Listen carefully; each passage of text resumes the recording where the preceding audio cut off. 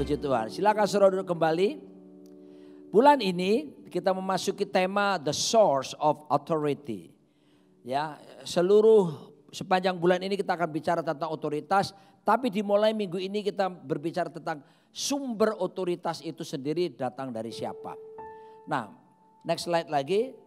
Saudara kasih Tuhan, kalau bicara tentang sumber otoritas, Yesus berkata begini dalam Matius 28 ayat yang ke-18. Yesus mendekati mereka dan berkata, kepadaku telah diberikan segala kuasa di sorga dan yang di bumi. Saudara aku dikasih Tuhan, tidak ada satu orang di planet bumi ini yang berani ngomong seperti ini. Segala kuasa telah diberikan kepadaku.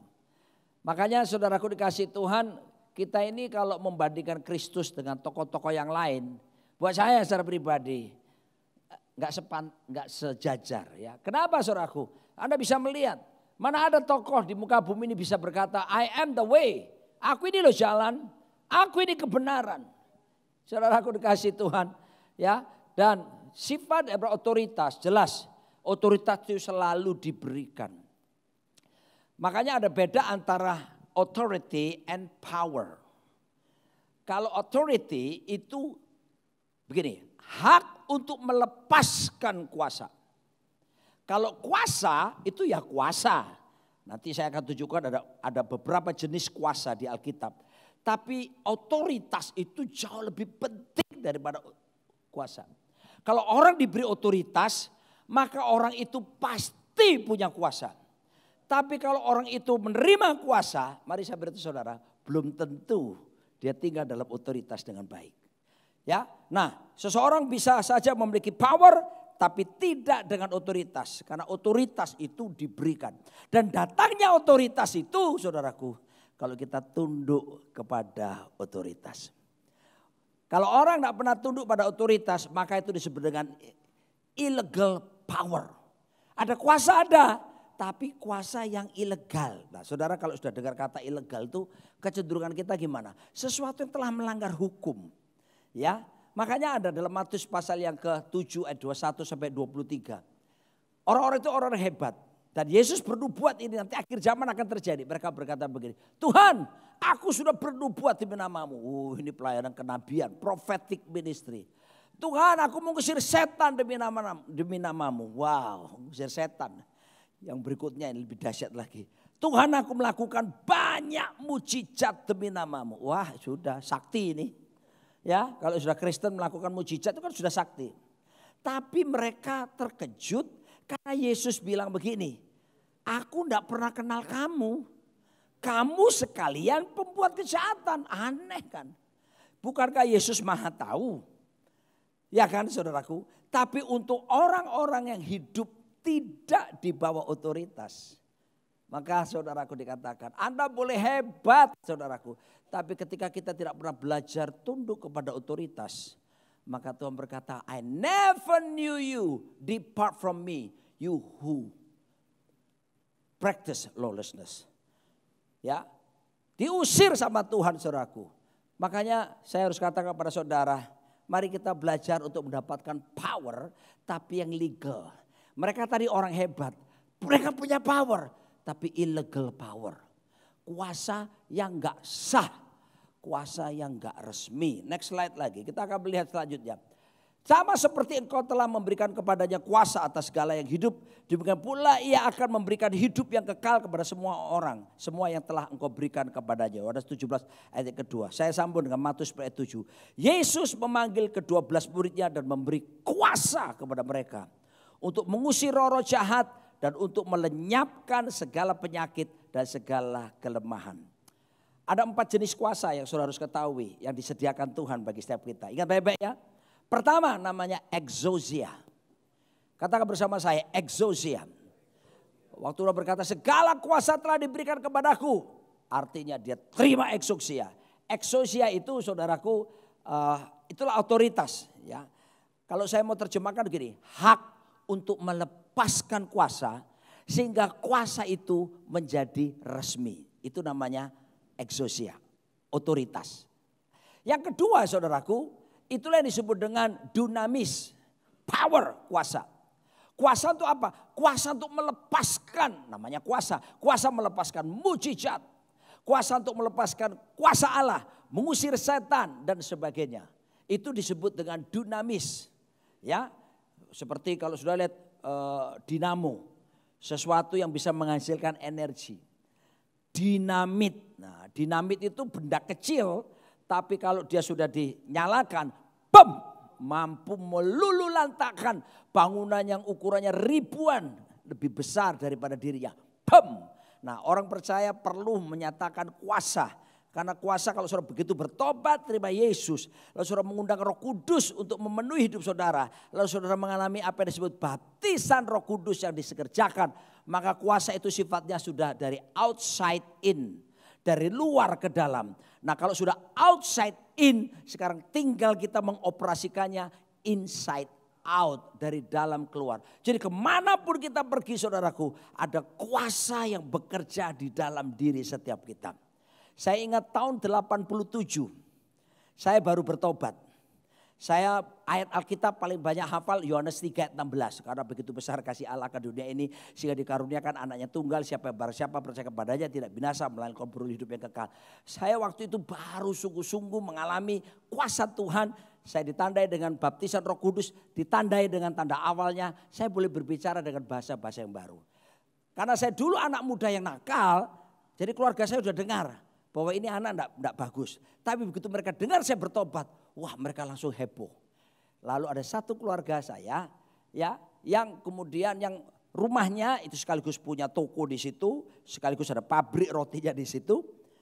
Itu mereka ketakutan karena tiap malam selalu didatangi benda-benda yang mencurigakan, benda-benda asing. Tiba-tiba rumahnya bunyi tengah malam, buah gitu ya. Lalu mereka selidiki keluar apa? Ternyata ada gada datang. Gada saudaraku ya. Nanti berapa hari datang, brah gitu. Ada tombak bisa datang ke rumah itu. Berapa hari kemudian, brah, keris bisa datang. Jadi yang katanya orang keris bisa terbang itu sungguh terjadi saudaraku ya. Jangankan keris, gada yang berat itu saudaraku bisa terbang. Tombak itu bisa terbang kalau kuasa kegelapan. Ternyata rumah di mana mereka tinggal ini dulunya rumahnya empu. Empu itu kalau orang Jawa ahli pembuat senjata. Dan empu ini tentu mengisi senjata-senjata tadi dari kuasa gelap. Sehingga bisa terbang ke sana ke sini. Ceritanya rupanya senjatanya pulang. Pulang ke rumah itu saudaraku. Dan ketakutanlah keluarga ini. Mereka minta saya datang pada waktu itu. Nah, saya masih kuliah loh itu tahun 87. Saya belum jadi pendeta, saya belum punya pikiran jadi pendeta. Pikiran saya seorang akuntan publik, saya mau jadi orang kaya dan saya akan punya kantor akuntan sendiri itu waktu itu. Tapi saya sudah menerima kuasa, masih baru bertobat. Apa yang saya lakukan saudaraku? Ya, kunci game. Karena saya sudah terbiasa suka nyanyi-nyanyi, jadi saya ngusir setannya sambil memuji Tuhan. Saya ambil gitar.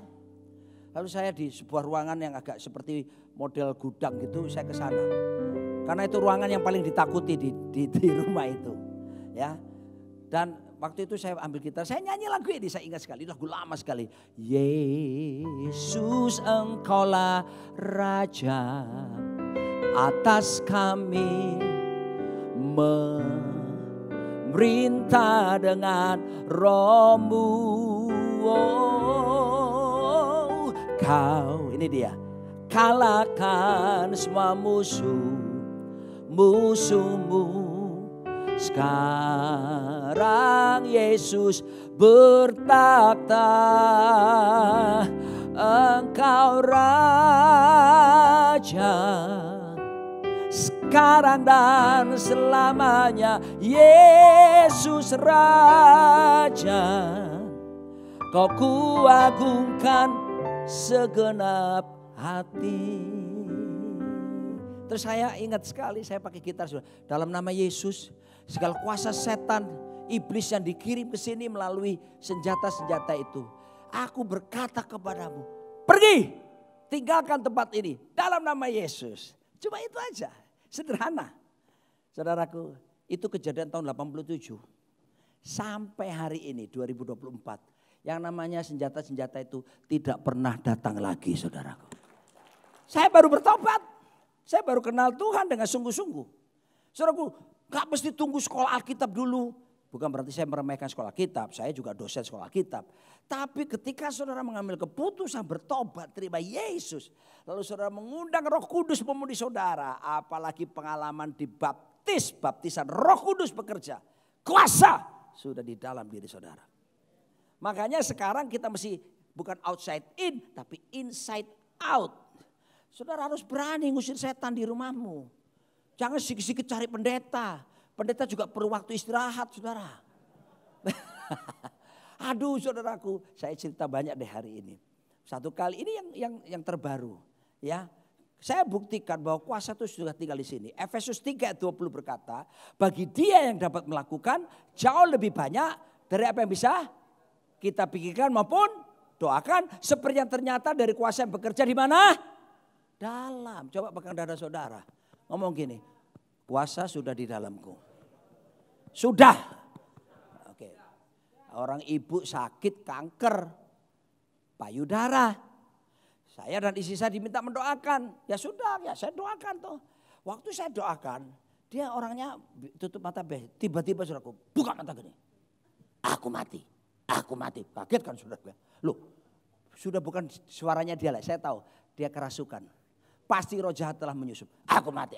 Lalu saya ngomong. Yohanes 10:10 berkata. Pencuri datang mencuri, membunuh, membinasakan. Tapi Yesus Kristus datang memberi kamu hidup. Supaya kamu memperolehnya dalam segala kelimpahan.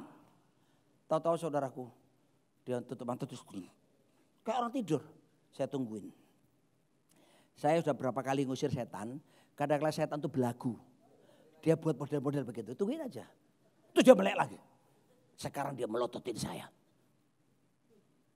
Waktu dia pelototin, saya dapat ide baru. Ide barunya saya ngomong gini, lihat mata saya. Saya kan ditantang sama dia dipelototin. Saya juga bilang, lihat mata saya.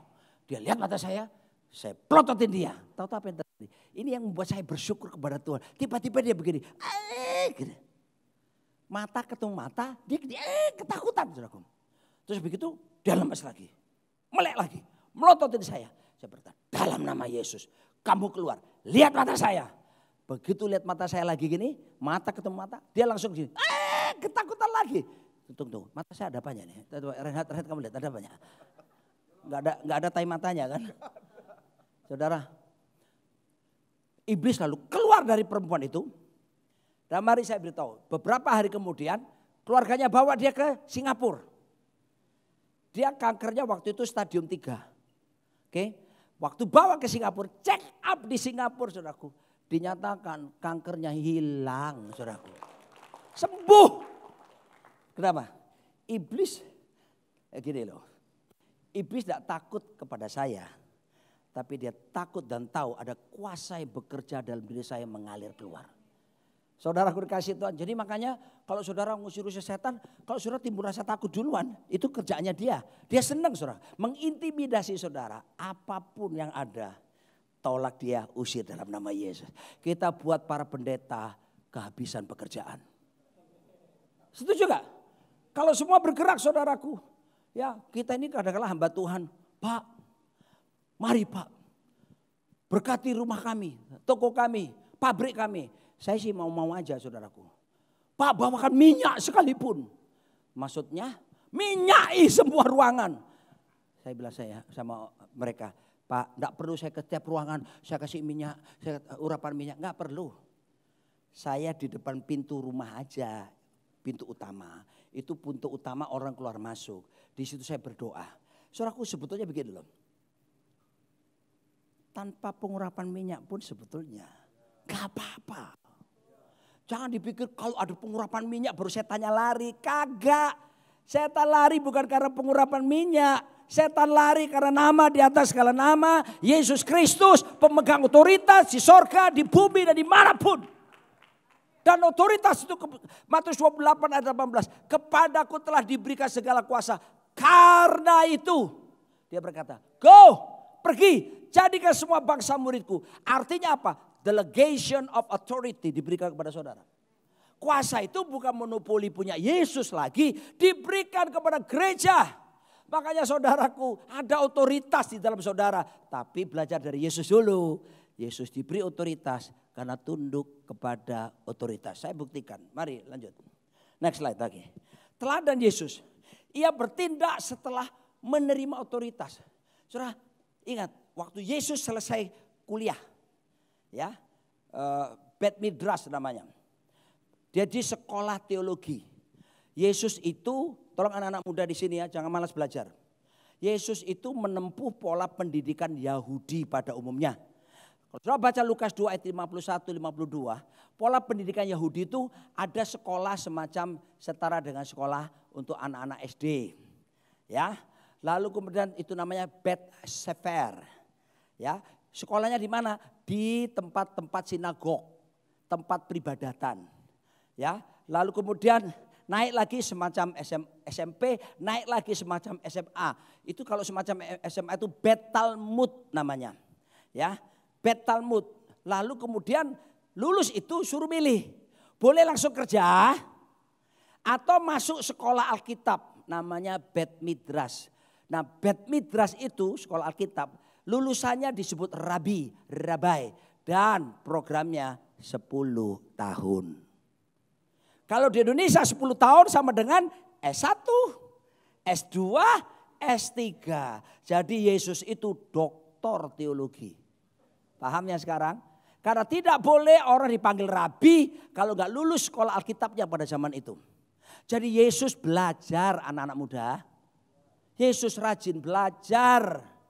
Dia memang sudah pintar umur 12 tahun dia datang ke Bait Allah. Bisa soal jawab kepada imam-imam ahli Taurat. Tapi Yesus tetap mau belajar. Saya kasih pesan semua kita. Jangan bosan, saya sering ngomong ini. Never stop learning. Jangan pernah berhenti belajar. If you stop learning, you stop growing. Ya, makanya kita buka pelayanan dengan Pak Erwin. Kita di Lapas Cipinang, saudaraku. Kita nggak cuma datang, kau datang dan pergi sesuka hatimu. Udah keluar uang rata-rata ke lapas itu kita kalau keluar uang 6 juta. Beli makanan, kasih mereka makan 200 orang.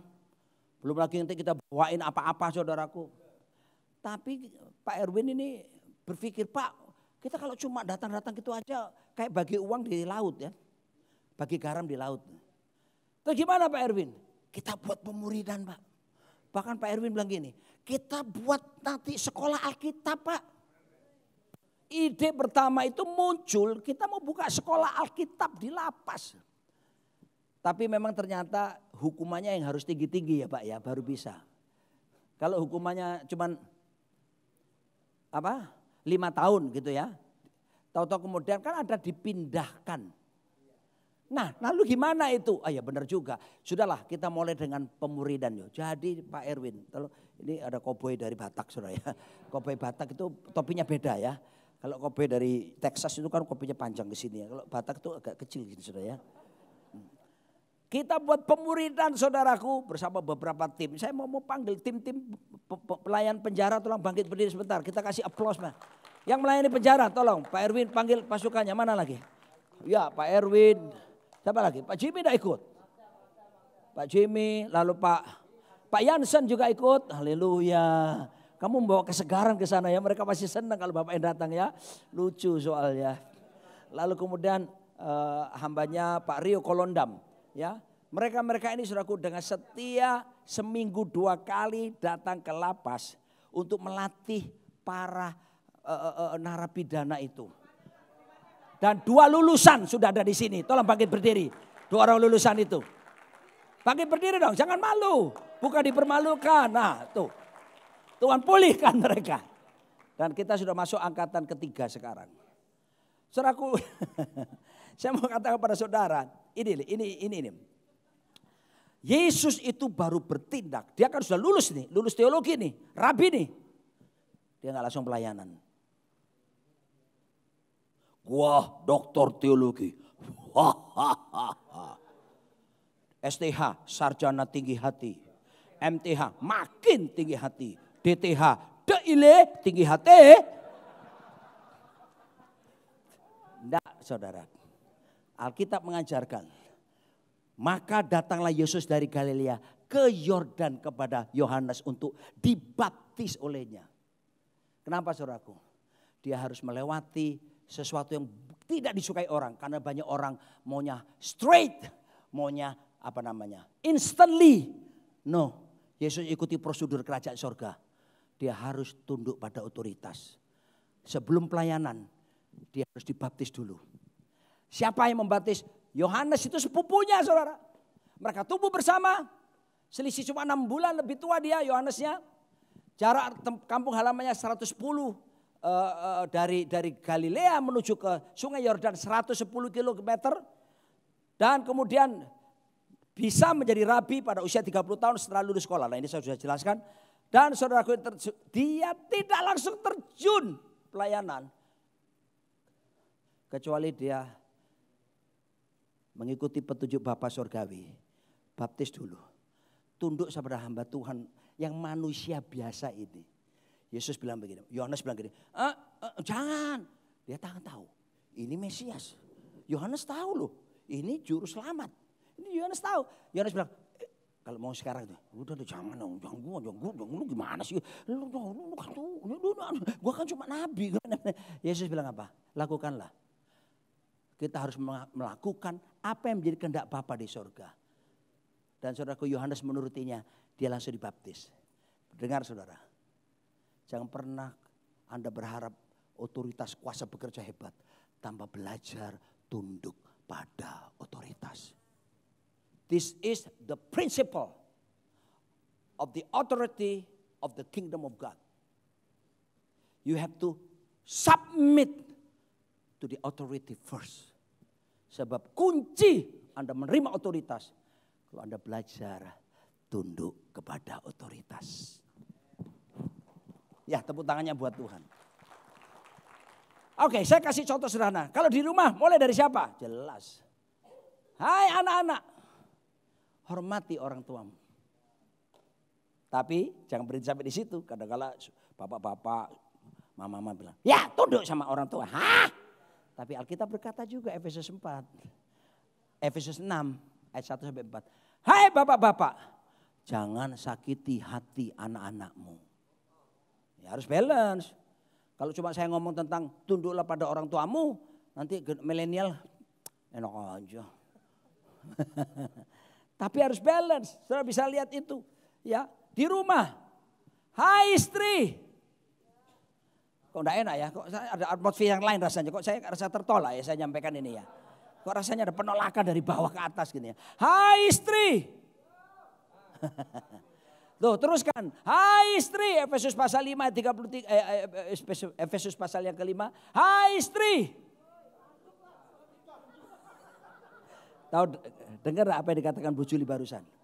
Hai istri. Dia bilang gini. Oi tanduklah suamimu katanya. Tuhan ampuni hambamu sebab dia tidak tahu apa yang dia berbuat Tuhan. Jama, lepaskan. Tolak. Alkitab bilang, hai istri, tunduklah kepada suamimu seperti kepada Tuhan. Beberapa bapak-bapak matanya besar. Sebab ada kenyataannya. Suaminya itu panglima, istrinya pang 6, pang 7. Saya satu kali dan bukan satu kali, beberapa kali mendoakan seorang jenderal. Dia konseling sama saya dan minta doakan. Dia panggil saya ke rumahnya dan saya pergi bersama istri saya. Singkat cerita saudaraku, saya mengasihi bapak ini. Tapi yang ini yang mengucapkan, dia bilang sama saya ini, Pak Roni, di kantor saya panglima. Tahu? Di rumah. Istri saya menguasai semuanya. Nggak berdaya saudaraku. Dijauhkan itu daripada laki-laki yang ada di sini. Dan maaf ibu-ibu, kalau Anda tidak tunduk dengan baik, bagaimana otoritas datang kepada Anda? Dan mari saya beritahu, mungkin Anda punya kuasa, tapi kuasa yang ada pada Anda, illegal power. Aduh Tuhan tolong temani saya Tuhan, mampukan saya Tuhan untuk melanjutkannya Tuhan. Karena saya lihat beberapa mata-mata kayak tidak senang. Dari melihat ke depan gini Tuhan, mereka melihat miring gini sekarang. Amin. Tapi jangan bangga dulu para suami-suami. Anda boleh minta istrimu tunduk, tapi harus dibarengi dengan sikap suami. Cintai, kasih dia seperti Kristus mencintai gerejanya, rela menyerahkan nyawanya. Sekarang gilirannya perempuan, amin. Boro-boro nyerahin nyawa Pak. Duit aja pelit banget ya Pak. Halo para suami. Kalau kamu membuktikan bahwa, bahkan saya pernah membaca tulisan dari Miles Monroe, dia bilang gini. Suami boleh menuntut istrinya tunduk kalau dia menunjukkan karakter Kristus nyata di rumah tangga. Dan dia seperti Yesus buat istri anak-anaknya. Beberapa ibu-ibu yang saya ngomong tadi langsung. Nunduknya bukan gini.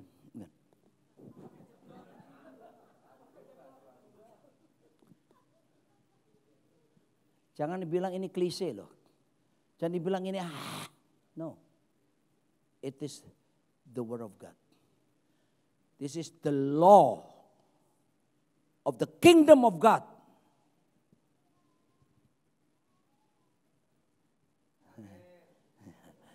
Buatlah saya tidak merasa tertuduh gitu loh dengan matamu yang tajam menatap saya seperti itu. Next slide lagi. Yesus punya kuasa, tapi Yohanes yang ditentukan untuk memberinya otoritas sehingga legal. Belajar Pak, sabar.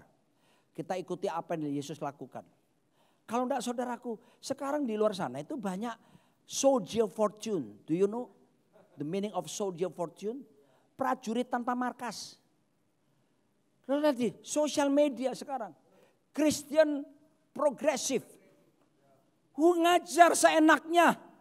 Kebenarannya di mana dia? Mari saya beritahu mengajarkan bahwa orang baik tidak akan mungkin dihukum sama Tuhan. Orang kalau nggak percaya Yesus nggak mungkin nggak masuk surga. Loh, Alkitab jelas di bawah kolong langit ini keselamatan tidak ada nama lain yang olehnya manusia bisa diberikan kecuali dalam satu nama. Siapa namanya? Yesus Kristus. Ngajar lagi Kristen progresif. Ini bukan karena masalah uang ya, jangan tersinggung. Wah ini gereja ini uang lagi. Enggak, aku cuma mau meluruskan berita. Wah, dibilang jangan memberikan perpuluhan. Kenapa? Itu untuk Lewi. Karena memang Lewi itu tidak bekerja. Saudara buka kitab Imamat, orang Lewi itu kerja. Orang Lewi juga bercocok tanam. Orang Lewi juga membajak.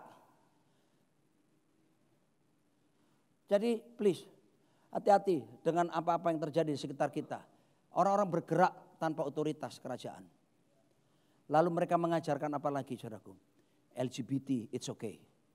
Itu gaya hidup modern sekarang. Come on saudaraku. Ya, agenda utama LGBT, saya harus jujur sama saudara. Bukan mereka cuma menyukai pasangan sejenis. Agenda utama yang pertama dan yang mendasar adalah meniadakan keluarga-keluarga. Titik. Itu betul-betul melawan firman Tuhan dalam Kejadian 1 ayat ke-28 bukan? Dan yang ketiga harus diwaspadai adalah anak muda sekarang terjangkit. Sosial media berbicara banyak. Apa itu? Child free. Udah menikah gak apa-apa, gak usah punya anak. Ngapain punya anak? Susah-susah. Apalagi dikisahkan, aduh gua pusing deh. Kenapa? Anak gua rewel, apa gini? Saya bilang, lu siapa yang bilang punya anak? Nih lihat gua. Sewaktu-waktu gua sama suami gua spontan bisa pergi pelesiran. Nih kayak ini menjelang lebaran. Gua gak usah ke gereja. Makanya kosong, banyak kursi kosong. Gua kemana-mana bisa. Gua bisa ke Bali, gua bisa ke mana? Ke luar negeri. Lu kalau punya anak, boro-boro, lu ngurusin ininya, susunya lah apa. Udah gak punya anak. Ini sekarang diajarkan di seluruh dunia. Gerakan ini muncul mulai tahun 1900. Tapi gaungnya belum cepat. Tapi 1970. Itu menggaung kemana-mana. Dimulai dari negara-negara maju termasuk Amerika. Dan sekarang merasuk sampai ke Indonesia. Dan kalau saudara lihat Korea udah kena sekali. Arti Korea saudara lihat itu? Mereka tidak mau menikah atau mereka menikah terlambat bukan karena mereka tidak punya jodoh. Tapi mereka memang tidak mau punya anak. Kalaupun sudah menikah mereka tidak mau punya anak. Saudara, I'm sorry to say like this. Child free adalah metodenya iblis untuk melawan semua kebenaran firman Tuhan. Loh, menunda punya anak silahkan. Tapi jangan bilang aku tidak punya anak sama sekali. Memilih untuk tidak punya anak. Halo, saudara, waspadai sosmed anak-anak muda kita. Ajari anak-anak kita kebenaran. Ya, supaya mereka belajar. Kalau enggak saudaraku, muncul anak-anak muda yang tadi, Sojo Fortune tadi. Enggak pernah bisa tunduk pada otoritas di atasnya. Lalu kemudian bikin statement-statement sendiri. No, kita harus tegas untuk yang satu itu ya. Yesus punya kuasa. Tapi Yohanes yang ditentukan untuk memberinya otoritas sehingga legal. Dan Alkitab berkata, tetapi Yohanes mencegah dia katanya, akulah yang perlu dibaptis olehmu. Dan engkau yang datang kepadaku. Lalu Yesus menjawab katanya kepadanya, biarlah hal itu terjadi karena demikianlah sepatutnya kita mengenapkan seluruh kehendak Allah. Dan Yohanes pun menurutinya. Saudaraku, saya tadi kelewatan. Jadi ada 4 kuasa yang diberikan Tuhan. Pertama, ingat tadi pertama apa? Exousia. Exousia adalah hak untuk melepaskan kuasa sehingga kuasa yang pada kita resmi sah. Caranya gimana? Diberikan. Caranya gimana? Tunduk pada otoritas. Yang kedua namanya dunamis, kuasa untuk melakukan mukjizat, tanda-tanda heran, saudaraku. Dan semua orang tidak menunggu mesti jadi pendeta seperti saya. Ada kuasa yang bekerja dalam diri saudara. Amin. Kan kita tadi sudah nyanyi kunci G. Ku diberi kuasa dari Raja mulia, menaklukkan musuh di bawah kakiku. Nyanyi. Ku pakai kuasa dari Raja mulia.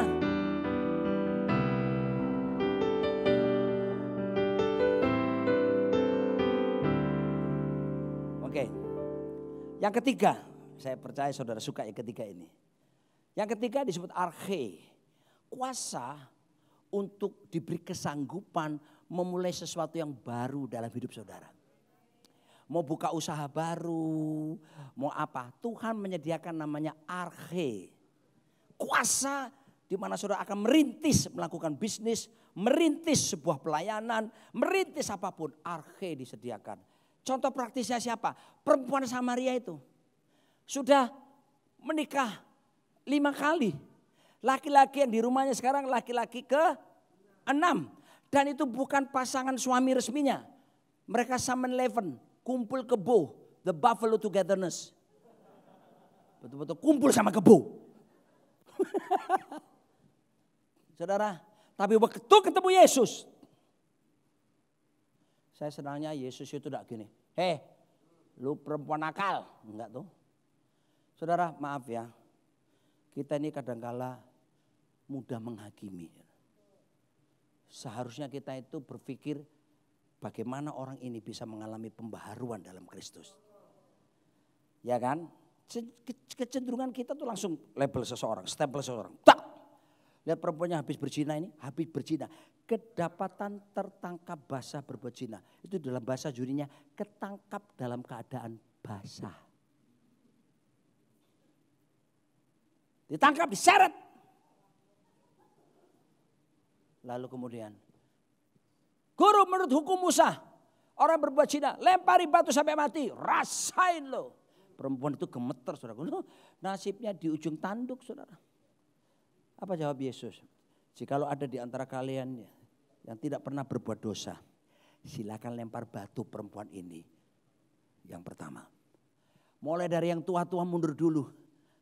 Pergi mereka, sampai yang muda baru, enggak ada. Kenapa yang tua mundur dulu? Karena lebih banyak buat dosa. Sadar.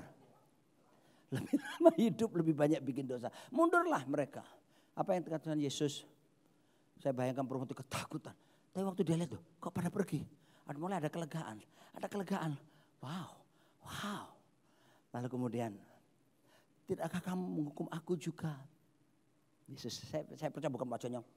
Dia senyum. Go and sin no more.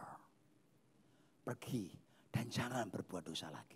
Aduh saudaraku. Orang kalau berotoritas itu nggak perlu terjebak dengan suasana penghakiman. Orang kalau punya otoritas nggak perlu saudaraku sampai berbuat hal bodoh seperti itu. Tapi meletakkan kepada hukum yang sesungguhnya. Loh Yesus tak kompromi loh dengan dosa. Tapi dia tetap memberi kesempatan untuk seseorang boleh berubah. Amin. Makanya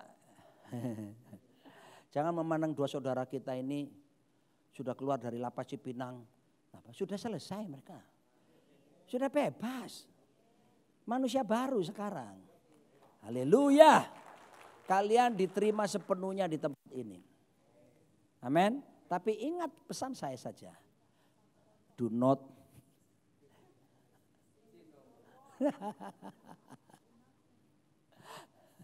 jangan berbuat dosa lagi. Dan saya percaya, haleluya. Ya. Bentar lagi menikah. Jos, kamu sudah punya calon belum? On the way, ya. Itu jawabannya baik sekali ya. Jamah Tuhan, jamah. Saya bersama dia udah berapa tahun? 15 tahun, saudaraku. Masa lalunya luar biasa. Masa kecil dia di-abuse oleh pamannya sendiri. Dan ketika waktu tumbuh remaja dia bingung, gue laki-laki atau perempuan? Ngeri saudaraku. Ini penderitaan dia waktu itu. Dan sampai akhirnya dia terseret dengan dunia masa lalu. Dia terlibat LGBT. Nah, kami nangani dia. Nggak mudah saudaraku. Penuh talenta, apa semuanya. Tapi satu hari saya bersuka cita. Saya meyakini bahwa dia sembuh dari LGBT. Kenapa saudaraku? Dia jatuh cinta sama cewek.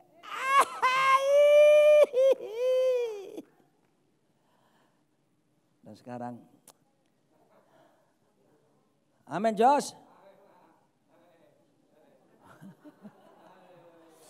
Jos saya mau bilang ya one day kamu akan berdiri di mimbar ini. Kamu akan memberitakan firman Tuhan. Kamu akan berkhotbah di sini. Ya. So prepare yourself. Okay. Your power doesn't come from you. Your power comes from the authority you submit to. Kuasa itu tidak datang dengan sendirinya kepada saudara. Tapi kuasa itu akan datang kalau saudara menundukkan diri kepada siapa Anda menundukkan diri. Halo, mau belajar terima otoritas? Ya, orang senang kuasanya, tapi berpikirnya jernih. Lebih baik saudara terima otoritasnya. Oke, lalu kemudian kunci otoritas diberikan karena kita tunduk pada otoritas. Pak Roni kok diulang-ulang terus sih? Harus. Ya, tapi please pemegang otoritas termasuk saya di gereja. Kita tidak boleh abuse. Kita tidak boleh menyalahgunakan otoritas. Ya, itu yang tolong bapak-bapak ingatkan saya. Kalau seandainya saya sudah mulai bergerak di luar wewenang otoritas, ingatkan saya. Pendeta juga manusia. Sebab ada kecenderungan sebetulnya kalau kita enggak belajar tunduk pada otoritas Kristus, kita bisa memanfaatkan jemaat. Kita bisa kontrol jemaat. Kita bisa kendalikan jemaat. Itu bisa saudaraku. Tapi ya kita harus bertanggung jawab dengan dia. Tapi dengar saya, kalau seandainya saudara menemukan otoritas di atas saudara, telah menyalahgunakan otoritas itu. Orang selalu tanya sama saya, sejauh mana saya harus tunduk di bawah otoritasnya? Tunggu dulu. Karena kalau Tuhan izinkan kamu tetap di situ untuk tunduk sama dia. Tapi bukan cuma diam. Datanglah kepada pemegang otoritas di atas kepalamu. Lalu sampaikan bahwa maaf Pak. Bukankah Bapak sudah melakukan ini seperti ini? Maafkan saya. Dan kalau dia berkata astaga betul. Dan dia mulai merubah perbuatannya. Saudara jangan pergi kemana-mana. Berdiamlah di negeri dan berlakulah setia. Stay there. Tetap tunduk pada otoritas. Tapi, nah ini dia. Saya belajar ini dari John Maxwell, pakar leadership internasional. Kalau kamu dapati sudah kamu datangi dan ternyata tidak ada perubahan dari gaya hidupnya dan cenderung melakukan abuse kepada kamu. Dan ketika kamu datang lagi kali kedua, nah itu dia. Tapi jangan sendirian, datanglah dengan beberapa orang yang mengalami dampaknya daripada perilaku yang abusing power tadi. Dan apabila didapati kemudian dia mengalami perubahan, stay there. Tapi kalau dia tidak berubah, pamitlah baik-baik. Pergilah ke tempat lain dan mintalah perlindungan otoritas di tempat yang lain. Sepi ya. Ya. Nah, kita lagi lihat. Next lagi, walau tempat berjauhan, otoritas tetap bisa berlaku. Sifat otoritas. Oke, saya sudah mau selesai. Saya mungkin tidak akan bisa menyelesaikan semuanya, tapi mudah-mudahan saudara bisa menangkap ini. Saya tadi baru otoritas ketiga ya. Kurang satu ya. Tiba-tiba diingatkan, kurang satu gitu ya. Yang terakhir ini pasti saudara suka. Bahasa Ibrani berkata koah. Katakan koah. Kayak nyebut orang Chinese, koah. Mau pengen tahu ayatnya? Buka dulu dong multimedia. Santo. Ulangan 8 ayat 18. Saudara pasti suka ini. Ayo dan ini sekarang dibaca ya, dikatakan. Secara cepat. Ulangan 8 ayat 18. Jamah. Kok lama? Buat satu sistem yang ketika pendeta ngomong tuh langsung keluar cerat gitu. Kalau saudara bisa buat software itu kaya saudara ya. Saya percaya langsung dibeli sama pengusaha-pengusaha yang punya Google dan sebagainya.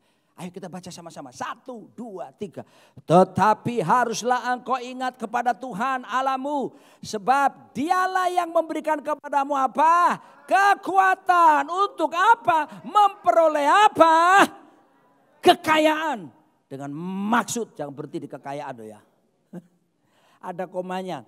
Dengan maksud meneguhkan perjanjian yang diikrarkannya dengan sumpah kepada nenek moyangmu seperti sekarang ini. Tuhan itu kalau janji, menjanjikannya dengan sumpah. Itu namanya covenant. Jadi janji itu ada 3 level kan. Pertama janji biasa, promise.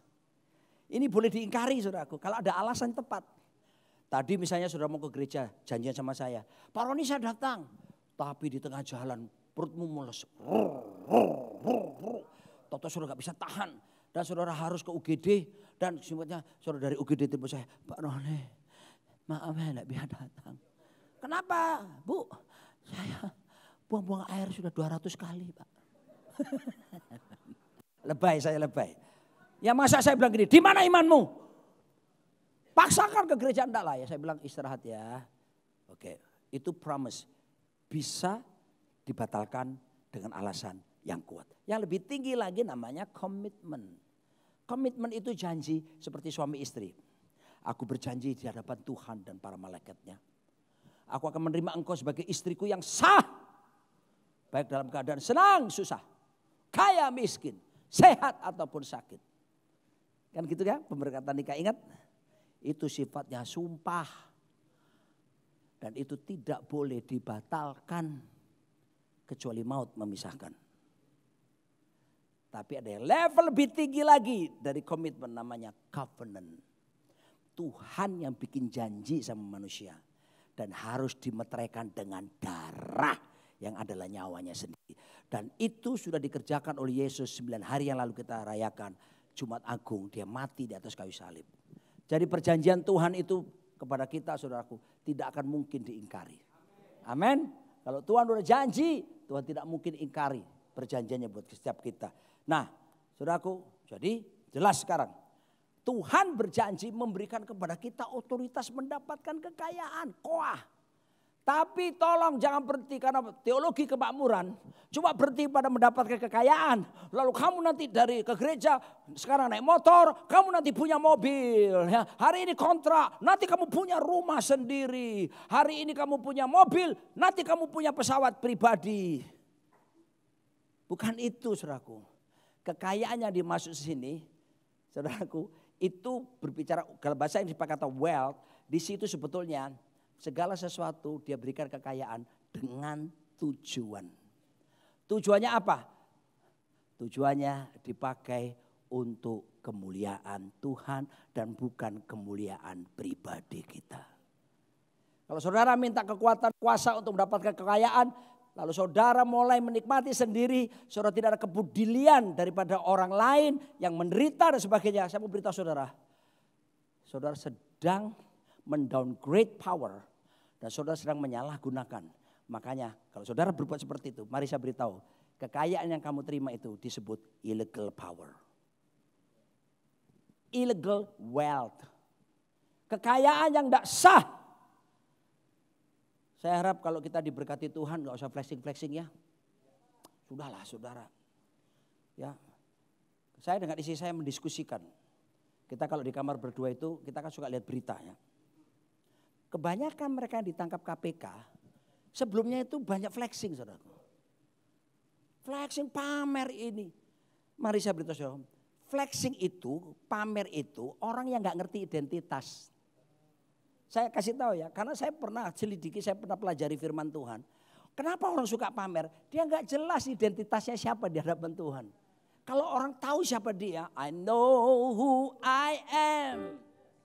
I know who I am. I know who I am.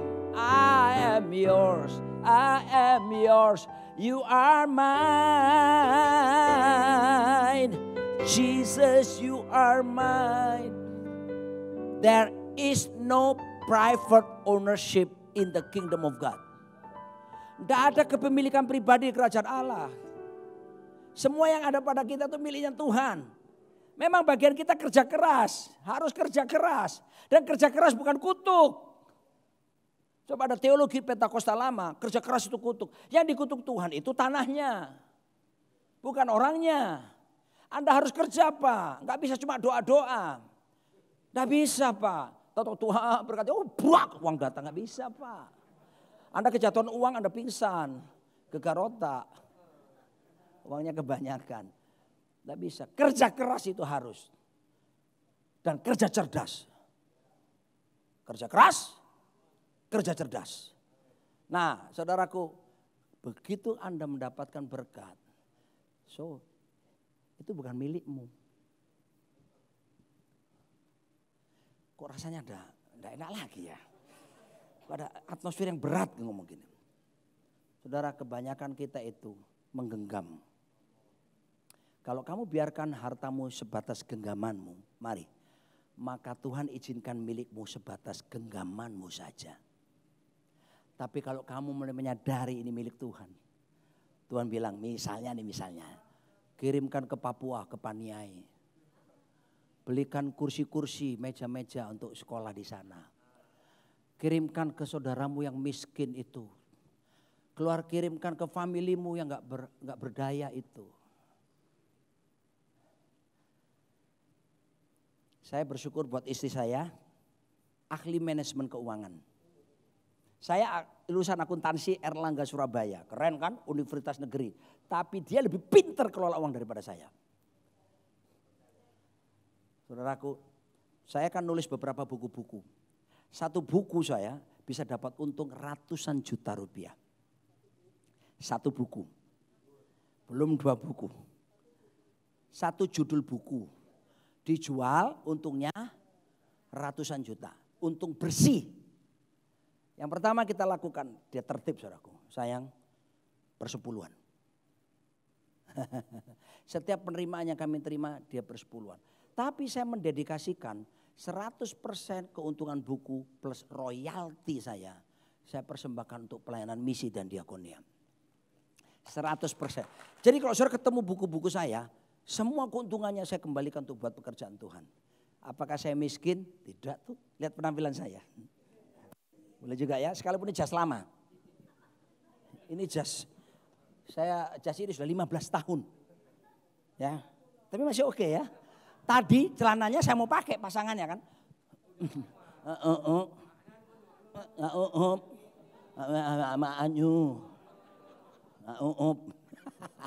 Pak Arifin pesan sama saya, Roni, jangan pernah kamu pakai jas dengan warna atasan bawahan berbeda.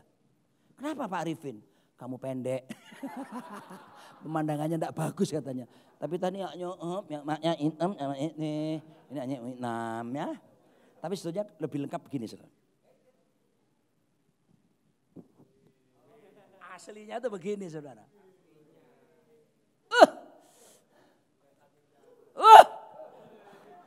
Something different. Wah, sebetulnya aslinya gini.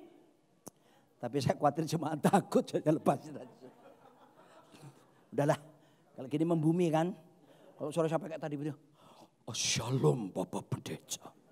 Dan saya khotbahnya tidak akan jalan-jalan. Saya akan bilang, jemaat dikasih oleh Tuhan Yesus. Gitu. Cepat. Sifat daripada otoritas. Isi saya sudah ngeliatin miring gini, berarti dia ingetin saya. Cepetan sayang, next. Masih bisa tambah 5 menit? Nggak keberatan, ada yang dipanggil Pak Jokowi minggu ini? Nggak ada ya, oke kita lanjutin ya. Next, apa itu? Otoritas membuat surga terbuka. Otoritas itu membuat kita dipromosikan. Otoritas itu mendatangkan berkat. Haleluya. Masalahnya kita yang gak suka tunduk pada otoritas. Padahal di balik tunduk pada otoritas ada blessing. Ada promotion. Open heaven. Sesudah dibaptis Yesus segera keluar dari air dan pada waktu itu juga langit terbuka. Dan ia melihat roh Allah seperti burung merpati turun ke atasnya. Lalu terdengar suara dari surga yang mengatakan, "This is my beloved son." Keren. Inilah anak yang kukasihi. Kepadanya aku berkenan. Karena Yesus tunduk pada otoritas yang di bumi. Surga menjawab, memang gua sayang sama elu. Next lagi. Otoritas. Maka itu bergeraklah dalam area otoritasmu. So, masing-masing kita ini ada potensi, ada karunia. Jangan coba-coba keluar dari area yang Tuhan tentukan buat saudara. Ya, saya full timer di Bali. Tahun 91 saya mulai full timer. Saya tinggalkan pekerjaan saya bekerja di kantor akuntan publik. Dan Tuhan minta saya menjadi hamba Tuhan sepenuh waktu. Udah, perjuangan berat saya bergumul. Tapi saya menyerah akhirnya. Ya, lalu kemudian saudaraku di Bali 1 tahun bersama Pak Arifin. Tinggal di rumah Pak Arifin dan sekaligus jadi juru mudinya Pak Arifin. Tidak ada sopir, sayalah sopirnya. Tiap hari pemuridan di mobil dan di meja makan. Lalu kemudian dia berkata, Roni, saya utus kamu ke Mataram, rintis gereja di sana. Saya tidak pernah sekolah Alkitab, saya tidak pernah berpikir jadi gembala, saya berpikir saya full timer jadi song leader cukup. Saya utus kamu, terus dia doakan saya. Do you know, saya terima, I receive authority from God. Saya pergi ke Mataram, Lombok. Itu waktu itu saudaraku, istri saya itu maminya aja. Waktu kita pindah ke Mataram, Lombok. Waktu itu saya lihat Mataram, Lombok sekarang. Dia sampai dibawain mamanya, Softex, Rinso. Karena apa? Memang masih belum seperti sekarang waktu itu. Dan di sana saudaraku kita mulai merintis mengembalakan jemaat. Mulai dari persukan doa 15 orang. Tapi the authority from God ada pada diri saya. Waktu itu orang bilang sana, sekia-sekia yang dikirim. Kecil-kecil, jangan lihat saya hari ini. Bayangkan 20 kilo sebelumnya dari sekarang. Ketika saya ke sana pertama. Dan mulai merintis gereja. Singkat cerita saudaraku. Karena ada otoritas, kita ngalami dilempari batu, kita ngalami saya ditunjuk-tunjuk sama orang yang gak senang sama saya, dikamu-kamukan dalam pelayanan, macam-macam saudaraku difitnah dan direncanakan sama pendeta-pendeta mau dicelakakan, semuanya saya ngalami itu. Tapi Tuhan tetap menolong, kenapa? Ada otoritas Pak. Sampai akhirnya para pendeta sekota di Mataram, mereka sepakat menunjuk saya sebagai fasilitator yang memimpin pergerakan seluruh hamba Tuhan, seluruh kota Mataram. Seorang bapak-bapak yang sudah puluhan tahun di sana, yang pindah ke Mataram. Dia bilang sama saya sini, Roni, ya, dia senior. Ya Pak, kenapa? Om ini sudah puluhan tahun di Mataram. Jangan pernah berharap gereja di Mataram tembus 200 jiwa. Tidak ada dalam sejarah Mataram berpuluh-puluh tahun ada gereja lebih 200 jiwa. Dalam hati saya, tidak. Tuhan telah berikan otoritas. Saudara, singkat cerita, kami tembus 200 orang. Terakhir saya meninggalkan Mataram jemaat 700 orang. Jangan bayangkan Jakarta ya, untuk Mataram 700 jiwa itu udah gede. Kami sudah terima gedung sendiri, punya sekolah, punya asrama misi, punya rumah untuk hamba-hamba Tuhan full time. Kita buatin rumah Pak.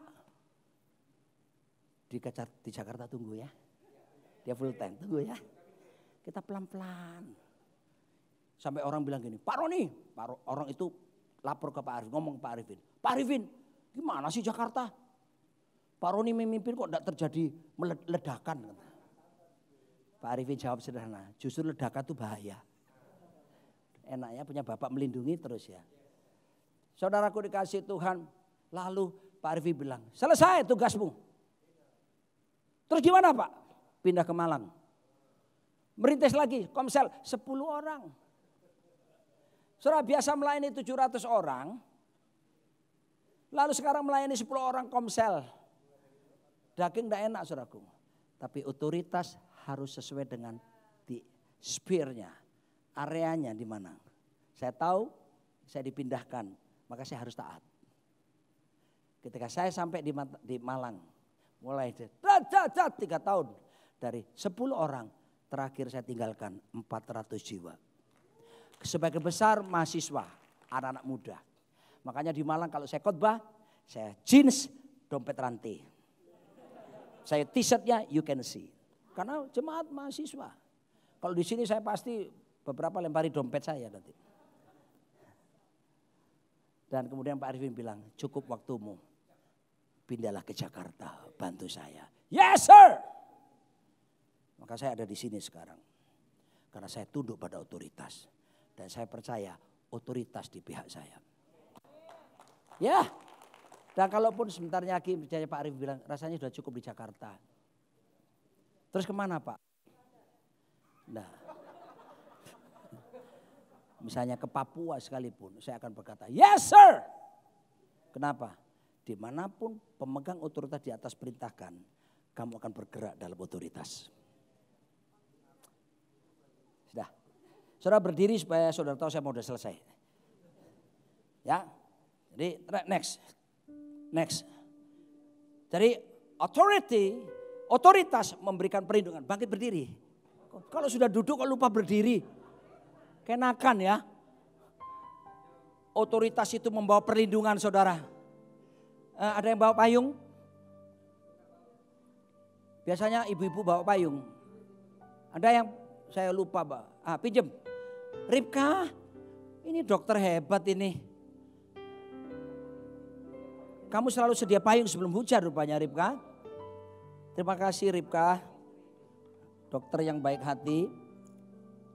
Ini memang ini Pak David ini karunia melayani luar biasa saudara ya. Bapak melakukan itu untuk istri juga enggak? ngambek. Enggak dia bercanda saudara. Tolong. Yang halus Pak. Ini milik perempuan Pak. Bedakan perempuan dan laki-laki. Loh. Ya udah ya. Ripka kenapa dia? Kamu harus lakukan tindakan medis ini Ripka. Ya udah ya, anggapin payung ini oke gitu ya. Saya gak akan tunjukkannya di belakang. Ketika Anda tunduk pada otoritas, Anda akan ada perlindungan Pak. Saya pakai ini, kalau ada hujan, saya tidak akan basah. Kenapa? Saya terlindung. Ketika Anda tunduk pada otoritas, iblis mungkin menyerang Anda. Dia gak akan buat apa-apa. Kenapa? Anda terlindung. Tapi coba Anda lepaskan otoritas itu. Jangan heran saudara. saya kembalikan padamu.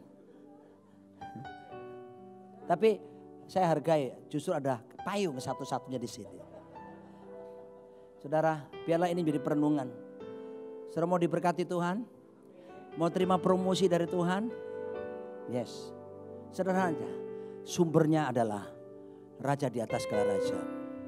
Lalu diberikan kepada otoritas, pemegang otoritas di bawahnya. Bisa manusia, bisa suamimu, bisa orang tuamu. Bisa pemimpinmu di perusahaan atau siapapun, hormati dia. Inilah yang ku renungkan setiap waktu, nyanyian pujian dan pengagungan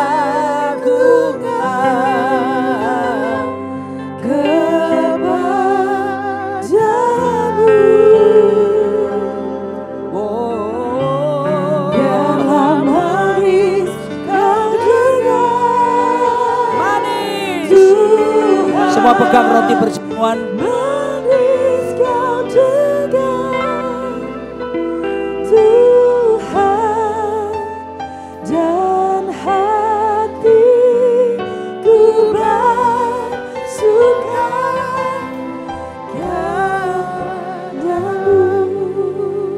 Pernah enggak saudara berpikir sesudah dibaptis, lalu Yesus kan dibawa ke padang gurun dicobai oleh iblis. Dia dicobai oleh iblis sesudah dibaptis kan? Pernah gak Anda berpikir, kok kenapa ya Allah Bapa Roh Kudus gak membawa langsung ke padang gurun dicobai iblis baru dibaptis? Pernah terpikir? Justru harus dibaptis dulu, artinya belajar tunduk pada otoritas yang Tuhan tempatkan, baru siap dicobai oleh iblis. Maaf ya, Anda tidak akan pernah berhasil melawan iblis kalau Anda tidak benar-benar baik, tunduk kepada otoritas dengan baik. So, jangan main-main dengan otoritas di atas kita. Mari kita ambil roti. Sang Yesus Kristus, dia pribadi yang tunduk pada otoritas. Sampai dia mau tergantung di kayu salib. Untuk saudara dan saya.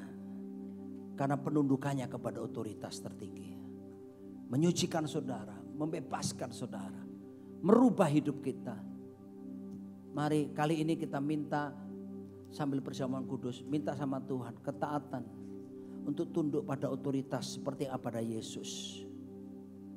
Dan malam itu pula dia mengambil cawan, dia mengambil roti. Dia mengucap syukur atasnya dan dia berkata, inilah tubuhku yang dipecah-pecahkan bagi kamu. Perbuatlah setiap kali kamu memakannya menjadi peringatan akan aku. Jemaat yang dicintai Tuhan Yesus, bukankah roti yang kita angkat dengan tangan kanan kita sesungguhnya adalah persekutuan kita dengan tubuh Yesus Kristus? Amin. Makanlah dalam nama Yesus.